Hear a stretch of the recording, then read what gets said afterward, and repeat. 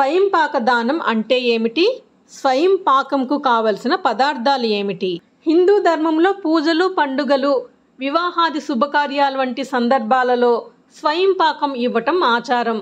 స్వయం పాకం అంటే స్వయంగా వంట చేసుకోవడానికి అవసరమైన సామగ్రిని సమకూర్చటం అని అర్థం. స్వయం పాక దానంతో ఆరోగ్యం, వంశవృద్ధి కలుగుతాయని మనుస్మృతి పేర్కొంది.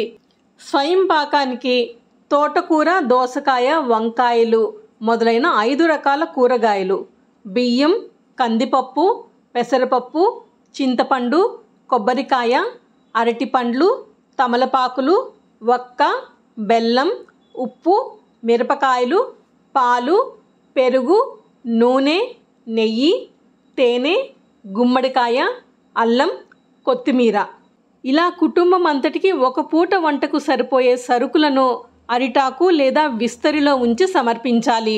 అలాగే తమ స్తోమతకు తగినట్టు దక్షిణ కూడా జత చేసి ఇవ్వాలి.